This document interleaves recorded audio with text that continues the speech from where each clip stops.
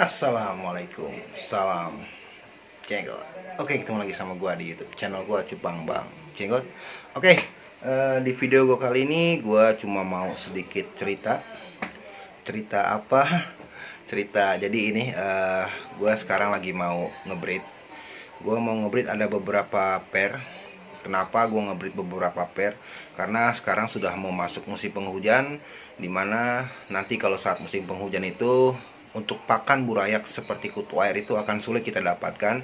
Jadi sebelum musim penghujan gua ngebreed agak lumayan, tapi nggak banyak sih. Gue cuma nyiapin ada tuh ya 1 2 3 4 5 6. Jadi gua ngebreed ada 6 pair dan gua ngebreed di ember-ember ini. Jadi gue persiapan supaya nanti sebulan ke depan masuk musim hujan, burayakku udah aman, udah bisa makan pelet, udah bisa makan baby shrimp, udah bisa makan cacing dan lain-lain. Jadi gue nggak ketergantungan sama kutu air. Karena kalau gue ngebreednya nanti di musim penghujan, kutu air susah, burayak pasti akan habis. Oke, jadi seperti ini persiapan gue. Jadi ikutin apa aja yang nanti bakal gue siapin buat gue ngebreed. Oke, kawan-kawan, ini gue udah nyiapin ya. Ini tadinya raknya ada di luar. Cuma di luar itu, di luar sini. Nih, di luar sini. Tapi ini lagi gua rombak. Ini mau gua siapin buat gua bikin rak kayak di sana. Ya, kayak di sana. Jadi nanti di sini bakal gua bikin rak lagi ada 1 2 3. Nanti untuk nambah kapasitas lah ya. Nah, kalau ini mah rak-rak gua yang penuh sejarah, yang gua bikin sendiri pakai tangan gua. Oke, balik lagi ke proses breeding ya. Jadi gue nyiapin ada 6 bak ya. Ini jadi gue bakal ngebreednya nanti langsung di bak-bak ini kawan-kawan ya. Jadi gue bakal ngebreed sekitar 6 pasang. Jadi untuk gue persiapan, jadi sebelum musim penghujan burayak gue ada usianya udah umur sebulan ke atas, jadi aman, bisa gue kasih pakan encu halus atau pelet atau baby shrimp dan lain-lain ya. Jadi nggak ketergantungan sama kutu air. Nah ini dia, gue ambil sampel satu aja ya. Nah ini kawan, jadi ini udah gue siapin tuh ya. Ini airnya udah bening semua, lagi gue siapin airnya tuh. Jadi nanti gue ngubrit sini, dan ketinggian air yang gue pakai nih tuh ya, segini kawan, seruas jari gue segini. Jadi ini perkiraan sekitar 7 atau 8 cm ya, sekitar segitu ketinggian airnya yang gue pakai. Jadi ya inilah, kalau memang ngebreed jangan terlalu tinggi airnya. Kenapa? Seperti biasa sama-sama kita tahu ya, kalau ngebreed airnya terlalu tinggi, kasihan si jantannya nanti di saat burayaknya udah belum bisa berenang, jatuh ke bawah, ke dasar. Nah nanti si jantannya kasihan, ngambilin atas bawah naik, kasihan, capek. Jadi kita antisipasinya jangan terlalu tinggi airnya, biar si jantannya juga nggak terlalu capek untuk ngambil si burayak untuk mindahin lagi ke atasnya, ke busa. Oke. Jadi ini yang gue siapin ada 6 bak. Nah nanti gue pakainya itu gue langsungin aja di sini. Tapi gue pakainya ini, pakai ini nih. Nah ini ada bronjongan ya, bronjongan dari Aqua. Jadi nanti gue masukin di sini seperti ini ya. Dan si betina gue masukin di dalam, jantannya di luar. Jadi untuk proses penjodohannya seperti itu. Dan nanti juga gue akan kasih daun ketapang ya. Biasalah daun ketapang wajib ya. Sama gue kasih garam juga sedikit, untuk menghilangkan segala sesuatu yang tidak bagus.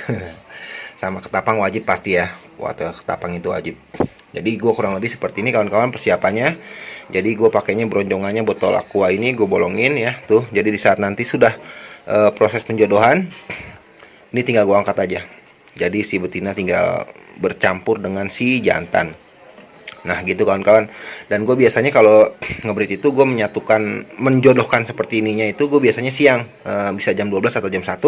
Jadi si jantan gue taruh luar, betinanya gue taruh di bronjongan ini. Dan nanti di saat sebelum maghrib, ini gue angkat. Jadi mereka proses untuk kawin ya. Seperti itu kawan-kawan. Jadi ini sedikit cerita aja, sedikit berbagi, dimana kalau kalian pengen stoknya aman, cobalah buat ngebreed sekarang, karena sekarang belum masuk musim penghujan.